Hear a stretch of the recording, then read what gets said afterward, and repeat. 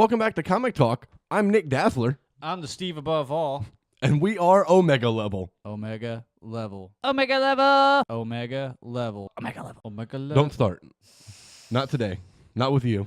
Okay. I can't do You this. just already knew. Muted. Get that mute button going. This week, we are going to be talking about Mr. and Mrs. X, issue 8, and we're going to be talking about Thor Ragnarok. He says we're going to be talking, but it's going to be like 80% Nick, 20% me. 100%. Yeah, I got you with that one, didn't I? You fat turd. All right. So Mr. and Mrs. X, lately they've been in the Mojoverse, and I was really on the fence about that when it first happened in issue 7, I think, yeah?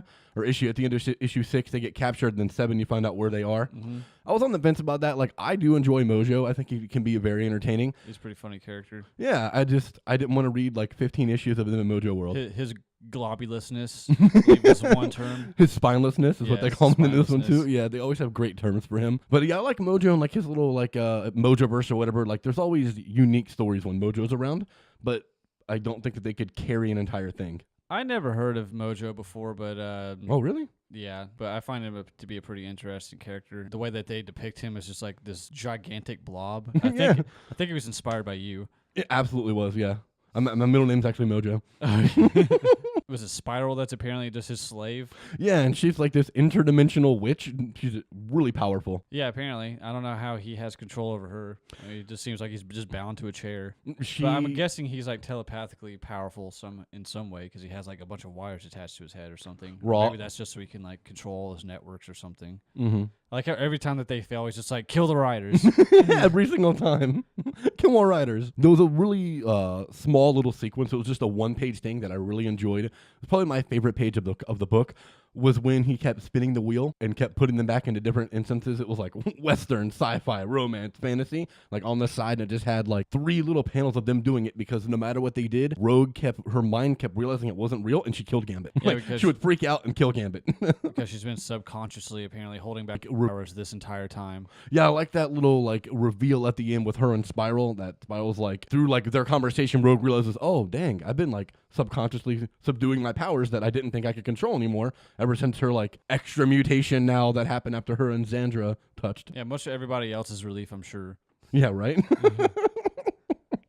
Much to especially Gambit's relief. So Spiral shows up to tell like she needs Gambit to steal something for her. That's the entire reason that she even went after Gambit and Rogue. She kept saying like, I didn't know that Rogue was broken. Didn't mean to bring that around here. So when she first shows up in the Mojoverse and like tells Gambit what's going on, she's like, I'm gonna let you remember everything, but I'm like afraid that it's gonna be a bad thing to do that. And as soon as she does, Gambit's like, oh god, she keeps killing me. I just like how Mojo's still like basically a criticism, I guess, of like most producers in most form of media. Absolutely. The people love triangles. It's like, well, most people don't, but it turns out that they do. Actually, they do. Yeah. They say they don't, but they do. Yeah, they buy more Mhm. and discuss it more and rage about it more. That's the truth, man. That actually, I thought that was like a little almost nod to the audience about this own series because they brought in Deadpool earlier, who Rogue and Deadpool have history. I never knew that before. I find that awesome, though. What, that they had history? Yeah, it kind of Yeah. makes sense because he's probably one of the few people that could survive her Absolutely, yeah. absorption. Because she absorbs and kills everybody, Yeah. but like Deadpool can't really die, so Well, there was like a little anecdote or whatever that says like that was in like one issue, right? it wasn't that for very long. No, yeah, and I Okay. think it was just like probably just a one-time thing for her. But you know, Deadpool's Deadpool. Well, he's married now anyway, I think. Is he still married? Deadpool? Yeah, I don't remember. He married some sort of like demoness or whatever. Yeah, I don't remember. It's Deadpool, dude. Who knows? I know that issue broke a record. Did it really? Yeah, it had like the most characters on a cover. Oh, that's Yeah. right. Yeah, that was the It was a Deadpool wedding $10 issue. Yeah, yeah. Had like every character in the history of Marvel on it, probably. Yeah, and Ridiculous. like everyone that ever wrote for Deadpool had like a little short story added on to the end of it too. Bring him back in. Yeah, dude, I thought he was really funny in this little bit that he had. Him and Gambit had really great chemistry. I'd be down to see him again. Well, there was like a whole little mini series with just Gambit and Deadpool. It was awful. Yeah, I know. I read Was it awful? Yeah. I read like the first 3 issues. It was so bad. Like whoever wrote that to me, it didn't seem like they really understood either character. Like the humor felt very forced and it fell flat more often than not, and the storyline just wasn't interesting. And what is there to understand about Gambit? He's an awful character. Thanks for tuning in this week. Who's Longshot? I'm not like super knowledgeable about Longshot. I do know a decent bit about him, but not like I'm not Mr. Longshot. I'm not a fanatic or whatever, you know. I know that he's like influenced by Lux somewhat, like Domino is. I gotta say, I think the only 3 characters I've known in this series so far is Rogue, Gambit, and Deadpool. You didn't know Xandra? No. Yeah, you couldn't have. Because she It was was a brand- introduced. You didn't know Kitty Pryde? Is she even in this? Mhm. She's in like the first issue. She's on like the screen to tell them, "Hey, I need you guys to go do something Oh for me." yeah, that's right. Duh. Yeah. Did you even read this? In one night. Oh, Steven. Waits to the last second to do anything, but he does it all 5 times. Yes. It's like, I haven't seen this movie yet. Let me watch it 4 times. Like, geez, dude. Commentary the entire time too. To get as much info as possible. He records his own Steveatary Steveatary for the DVD. Tries to send it to the companies, but they never use it. They sent to Netflix. Like, why does this one dude keep doing this? I don't It's like understand. he literally knows nothing about behind the scenes. He wasn't even there, but he's making up stories. So that was a great moment. I told him that, like, hey, you should say this when you go on set. He's kind of wonging. I was so proud. What is it that Spiral's wanting? What does any of them want? I guess besides ratings. Well, No, Spiral said that she she wants him to wants steal something something. stolen. Yeah. Apparently that's why every story's contained him stealing something, like Yeah. the Heart of Gold or whatever any of those like Frenchy words were. Yeah, right. She's like been trying to prepare him for it. So I'm assuming that Spiral's trying to do something to like get out from underneath Mojo's control. Like how like the last 2 panels had them in like their original outfits. Yeah, dude, I really like Yeah, that. like Rogan, like her like actual one piece, Mhm. like green and yellow or whatever, and Gambit in his little lame ass outfit. I really like Gambit's old school outfit, but I'm not as partial to Rogue's anymore now that they have her new like attire that she wears right now. I really prefer that. Yeah, I was kind of digging the whole leather outfit for that one noir. Like That was panel cool. too. I like how they even reference that, like, why is she even wearing this? I like how she told him, "It's like you're probably just in here like talking to yourself, It's like, narrating your own story or whatever." no. Again, I really like the artwork of how they draw Rogue. She looks like oddly anime. I find most of the art satisfying, but I actually don't care for her face. Really? Yeah. I'm not like. Especially when they showed like in the first like issue, they had her and Xandra? Mystique beside Oh, each other. yeah. I was like, they literally look Identical. the exact same. Mystique's just blue. Yes. Yeah. I had that issue with Xandra too, and one of the issues, it may have been all of my, but I only specifically remember in like one panel of where they looked like after she wasn't Rogue anymore and she was Xandra, their faces still looked so incredibly similar. It was unreal. Like whoever's drawing the females in this, their faces all like have almost the same symmetry. I do like, I don't know, I like the look for Rogue. It's different. I definitely prefer like the more traditional Rogue look. She kind of looks like Alita. Yeah, she really does. I've been thinking that ever since I've been like seeing those trailers like every 2 seconds everywhere. Out now. Yeah, out now. We're not sponsored, but we could be. They told her that like she's becoming self-aware Mhm. because they said like, okay, so we sent Gambit away to go steal something, and Mhm. they're just kind of containing her in her own mind. And she has a comment. She's like, "Oh, there's not much going on up here." Yeah, Spiral was like you'd be surprised what really like goes on in your mind or whatever. It's like, is she trying to say you'd be surprised how dumb you are, Rogue? Well, I mean, Rose was like, "I always thought there was a lot going on up here." It's Mhm. like, well, this is more like the waiting room. Yeah. But so she's gonna have to like go on a journey to like unlock her memories and find out why she's been suppressing her powers. I believe that's the reason why. Yeah, she's there, yeah. Right? hmm That- Well, no, she's gonna try find out why. Well, I guess why she's suppressing it and why she's not able to do it consciously. Oh, okay, Yeah. yeah. So they're definitely speeding right along to making Rogue OP here. It's gonna be interesting to go through her memories. Yeah, definitely. Yeah. Hopefully that's where we can see a little more Deadpool.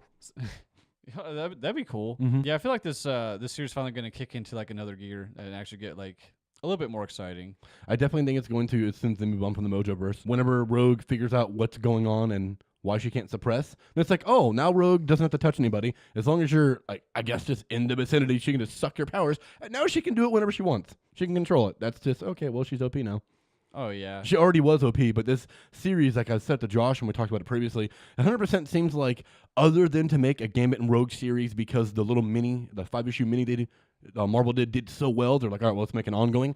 Other than doing that, it definitely seems like the entire point of doing this is like, all right, well, Rogue's not a mega level and she should be. I think this will continue to be a series. Yeah, this is an ongoing. Oh. Yeah. Oh, that's awesome. Well, both the paths that they're going on since they're separated is definitely going to be like an interesting thing to follow. Absolutely, Gambit going back to being a Especially since little thief again. Oh yeah, that's true. So, yeah, that's his origin, isn't it? They call him like the Prince of Thieves or something. The King of Thieves. King of Thieves. He is like technically is the King of Thieves now. Like the Thieves Guild that he was part of, he is the actual leader, even though he's trying to like distance himself from it. But they're like, no, the dude died. You're the leader now. And he's like, no, calm down. I'm not. Nope, I'm out of there. Like I said, I've never been introduced to the Mojoverse before, Mm-hmm. so I'm going to be excited to see what that's all about. As he goes deeper into it to try to steal this thing, because now he's actually in Mojoverse. Yeah. Yeah. Instead of Rogue, where it says somewhere that's definitely not the Mojoverse. I love the narration throughout all these issues. How it's always like it's very tongue in cheek. Everything that they say. Oh yeah. I really like that. It's very fitting for Mojoverse. I gotta say, I hate like the whole Southern Belle thing. Really, for Rogue? Well, both of them, because they both have some sort of little like. Oh yeah, true. Like, yeah, like twang. yeah, I guess like a little twang or draw. Right. Yeah. Because the words are always like slightly different. Yeah, every time they say I, it's like ah. Or Rogue says ma. It's like, are you calling your mom or are you saying me? She's like, that's throwing me off. stop messing with mom on. And yet again, like, I feel like the art continues to be pretty impressive. I like the overall design of everything. I do like the colors in the last page when you actually see like the actual Mojoverse, and like the whole inking was impressive too. Yeah, it was. And speaking of inking, let's talk about our sponsors, Ink or Die Studios. Omega Level is proudly sponsored by Ink or Die Studios, a unique combination of a tattoo parlor and hair salon.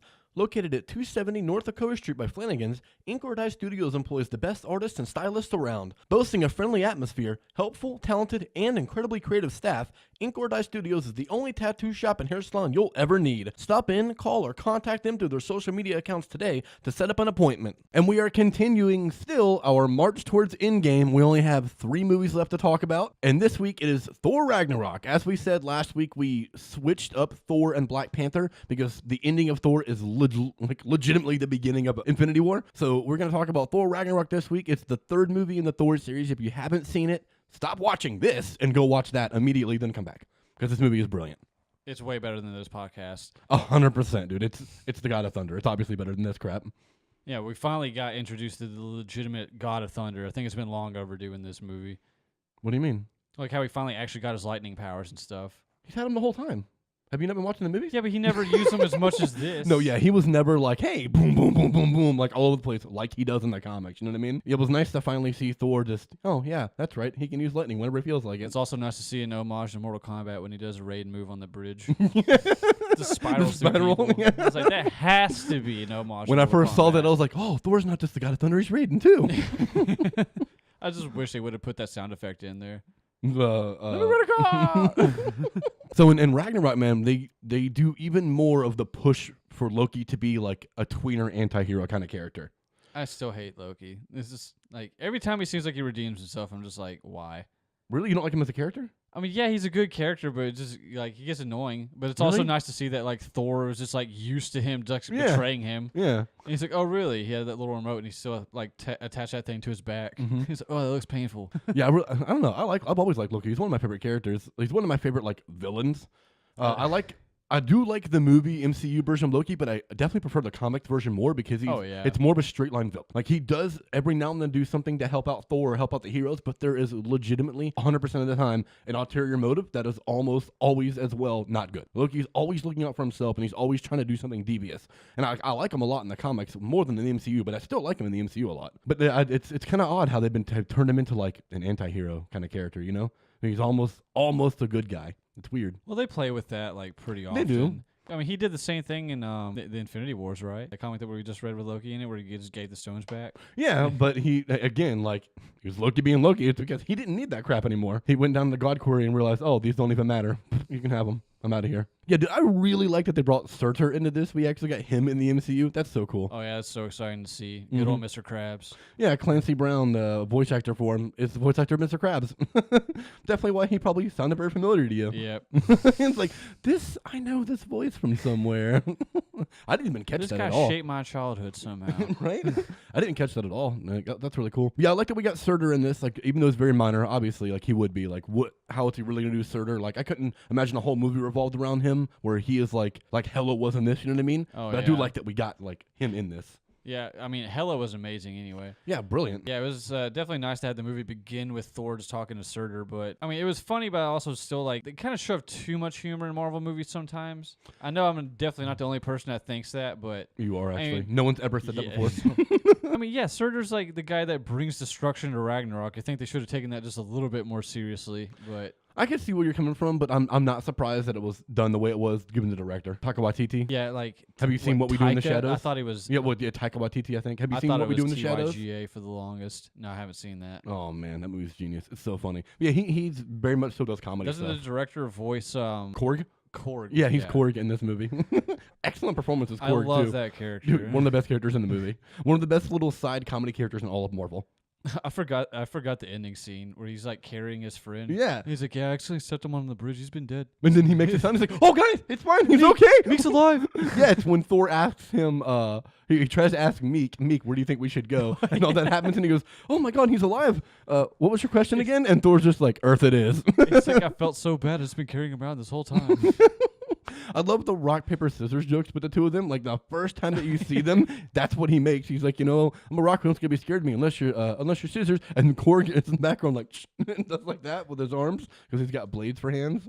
Just like him talking to Loki on the bridge. It's okay. There's a revolution. We're going on the ship. You want to come with us? He's like, you want to come with us? He just seems awfully calm about everything. Yeah, everything. Like when he's first talking to Thor and they're walking and Thor runs around behind him, he's like, oh, yes, it's a circle. But it's not a normal circle. It's a different circle. It's like a freaky circle. Yeah, it's like a freaky circle. The only time that you actually see him have any more emotion was he's like, piss off, ghost. Touching back on Hela, I love the way she was done in this movie. I don't like how Hela was a combination of who she's supposed to be, Hela, and of Angela. If anyone that doesn't know, Angela is Thor's actual sister in the comics. Hela's not. Hela's Thor's niece. It's actually Loki's daughter. She is the goddess of death. Like they get all that stuff right, and she looks that way, and she's obsessed with destroying. She looks more hideous than actual in mythology. Like half of her skin is dead. Yeah, and she's like just in Marvel comics, and she's obsessed with destroying.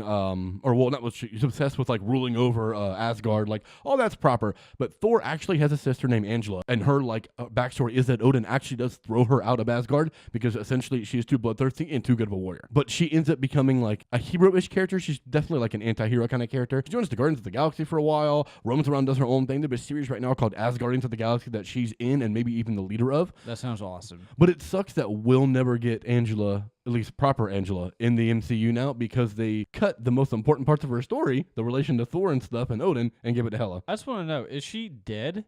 Is she actually dead? Hela? Well, yeah, like in the movie, because I mean, Asgard got destroyed. I don't know how she could have possibly Surtur actually kill her? survived that. But then again, she is a goddess of death. She's a goddess of death, where would she go? And it makes her stronger. Like being an Asgard just makes her stronger. Well, Asgard is no more. Yeah, so see, that's what I'm thinking. And in the end, Asgard is its people. Yeah, they make a point of that hard at the end of that. Oh movie. yeah, the whole movie they're trying to hit on that a little bit.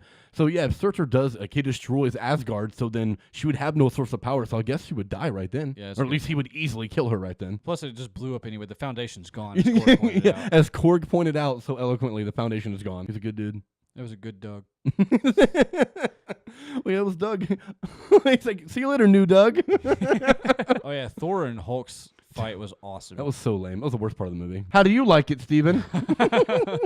That was really awesome. I wish the trailers wouldn't have ruined it, but when Hulk first shows up and Thor's just super excited, he's like, yes! My friend! My favorite part of that whole sequence, my favorite comedy bit, Hulk picks up Thor's sons around and Loki jumps up and just freaks out. He's like, that's how that feels. That feels. He's like, sorry, I'm just really into combat. Jeff Goldblum's performance was very Goldblum. I very doubt Goldblum. It was anywhere close to the comic book depiction of the character because I've never. Oh, the Grandmaster? Yeah, no, he was absolutely not. I have like no that. idea what the Grandmaster's supposed to be like, but regardless, Jeff Goldblum's performance was pretty spectacular. He was spot on, the Jeff Goldblum. I laughed so hard that I was like, "You're now being introduced to the Grandmaster." And like Thor's just locked in his chair, he just starts screaming. He's like, "Ah!" Yeah, Jeff Goldblum was like the perfect casting for that kind of odd, like unique character. I like his holograph as everyone's going out to try and like pursue them. He's like, "Catch them! Don't let them escape." Such a weird fellow. I love too that when the Grandmaster is talking to Loki and Thor about where they're at on Sakaar, how time moves differently. He's like, time moves differently here. Anywhere else I'd be millions of years old, but here, yeah. He just gives them that really weird look back and forth between the two of them. Just doesn't finish his thought. I love him, dude. Yeah, I also just like how Thor just looked over and Loki's just there just chilling and having a blast. Yeah. And of course Loki's like smoothed his way in with his little devious ways. Man, Valkyrie too was amazing in this. Dude, Tessa Thompson crushed it. Yeah, her appearance was amazing. Absolutely. She's like doing her little swag walk off the ship and just falls over. She's just a And drunk. then she just waxes everybody with those little gloves that control the guns on the ship. Yeah, dude, the little hologram glove things. That was so cool. I loved her scenes with like the whole slow-mo Valkyrie battle against Hela. Mm-hmm. Yeah, that looks so cool, dude. I love that. Seeing that in actual full speed. Yeah, show the actual battle of Hela just massacring all of them, and then how she is the person that's training Hulk. Was she actually or his him? Combat partner? Like, yeah, when he goes to practice and train, he trains with her. It did seem like she was kind of like when they were like play wrestling or whatever. She was like actually holding her own pretty well. Yeah, it's like that's cool that like she's the person that's like the training partner of Hulk. It's like, oh, so Valkyries are actually pretty awesome then if she can like be a training partner with Hulk, because he's pretty dope. He is the strongest Avenger, as he says multiple times. As the ship also says.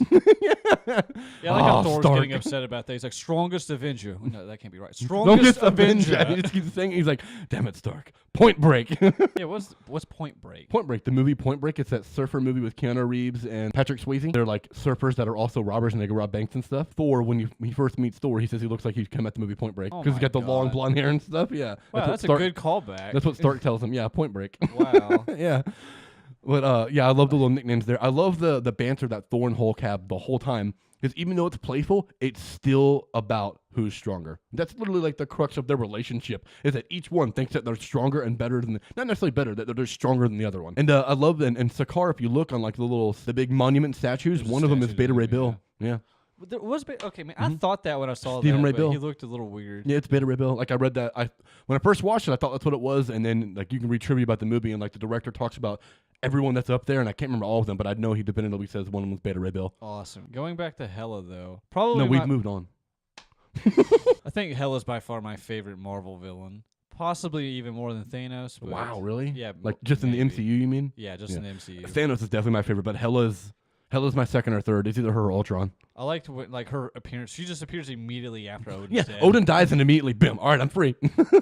And immediately makes an impression on everybody by breaking Mjolnir. That was my biggest complaint about the marketing for this movie, was that they It's ruined good that in the they- trailers. yeah. Why? We don't need to know that. Did they think that was going to be too confusing of why Thor didn't have Mjolnir throughout the trailer? To me, that would have added more intrigue. Like, oh, what happens to Mjolnir? Why doesn't he have it this whole time? Well, it's because yeah, Hela that'd be straight up cool. destroys it. Like, that's how powerful she is. And she's not even on Asgard. She's on Earth at the time. Yeah, And on she's Earth, got that much power. on Earth for about 5 seconds because Yeah. as soon as they're like, we need to dip, Yeah, she Loki kicks them out the little rainbow bridge like while they're getting transported up to Bifrost. yeah, bifrosted up to Asgard because Loki, like the idiot that he is at times, is like, get us out of here immediately. And it's like, no, don't do that. They stood no chance. Yeah. Their greatest weapon was destroyed instantly. Yeah, but he just opened a Bifrost to Asgard after Odin just told them that she draws her power from Asgard. That is a good point. No, very stupid move by Loki. And then, of course, she flies up there and just easily knocks each of them, easily knocks Loki out, has a small little tussle with Thor, then knocks him out of it, and then Yeah, I she's thought gone. that was an awesome scene. Yeah, that was a really cool seeing him fighting the Bifrost. Yeah, I was like, oh god, like how's he surviving being like dragged like somewhere outside of it? Yeah, I don't know. pretty He's cool. Thor. I mean, that's how. Also, like how like this is one of the very few like MCU characters that actually looks like they were taken straight off the page from a comic. Hela? Yeah. Yeah, dude, she looks so... Like when she does her little yeah. smooth like hair Dude, thing. oh, that was so dope. The Yeah. 2 times that she does that. I love too when she's in Odin's vault that they correct their mistake from earlier in the MCU where she sees the Thanos gauntlet and goes, It's fake. fake. That was really cool. She looks at the The cube. She's like, that's interesting. Yeah, That the she keeps moving. Tesseract. Tesseract. Yeah, that's interesting. It keeps on moving. yeah. To the, I was like, wow, what kind of power does she have where she doesn't even care about this thing? Well, she dude. whacks Asgard single-handedly. Yeah, single-handedly destroys everybody on it. I love that fight scene. Some of the CGI is a little dodgy with her. Like, you can kind of tell. Like, at some points when she's flipping around and stuff, you can absolutely tell it's CGI. That looks Oh, like, yeah. for a frame, looks really video game-ish. But overall, like, they move so quickly through it that it's not, like, uber noticeable, which was very nice. I think one of my other favorite scenes in the movie was the play that Loki was having done Dude. as Odin. With Matt Damon. Matt Damon as Loki. Matt Damon's Loki. He said, "Will you build a statue with my cool helmet with the horns?" I love that. That was so nice. And of course, Odin is sitting there just eating grapes. I was like, "How's nobody suspected this guy?" Yeah, like this. Really, this is the same Odin. he's giving a lot of praise to Loki he never gave before. Yeah, I love at the end of the movie, the final fight scene they have going on. Like everyone gets their little sections off. Like really, no one else is more equipped around here to fight Fenris than Hulk. So that was smart for him to be going down there and fighting him. Thor and Valkyrie have to go fight Hela, but Loki dips off to go get Surtur's crown or whatnot. Yeah, and you see him actually pause and look at the Tesseract. Yeah, which he ends up taking because he's a piece of garbage. Yeah, I love that the sectioned off scene. I like that it takes Thor and Valkyrie to go after Hela, and it's still like it never really seems like Hela's bothered They never the whole beat fight. her. She No. just doesn't care. She's like, I'm just gonna beat these two up and kill them real quick. They had to sacrifice everything to defeat her. Yeah, because she's It's either let OP. Asgard be ruled by a tyrannical, like evil queen, or Yeah. just let it be gone and just Asgard is its people. I love. Oh, I like speaking how of, they could fit all the people of Asgard on a single ship. Well, they could have Sherry, Tony Stark, and Hank Pym try and build an Asgard together. I mean, true, and they have the Fantastic Four now, so that could be an introduction to Reed Richards Oh, that'd be cool. because he's a little smart. He's just a little smart. He's a little intelligent. All right, well, that's going to be all for us today. We're going to wrap it up right there. We appreciate you tuning in and watching. Let us know what you think about Thor Ragnarok. Did you like that movie? Of course you like the movie. Everybody likes that movie. What do you think of Mr. and Mrs. X? Are you reading it? If not, why are you not? Are you stupid? What's going on here? Maybe they just don't appreciate Rogue. Are you stupid? What's going on here? Oh, and also ranking it in my MCU. Upon rewatching it, I gotta say I think I put it in my top 3, if not number 1. No. Show's over. Show's over. We're done. Top 3, if not number 1. Nope.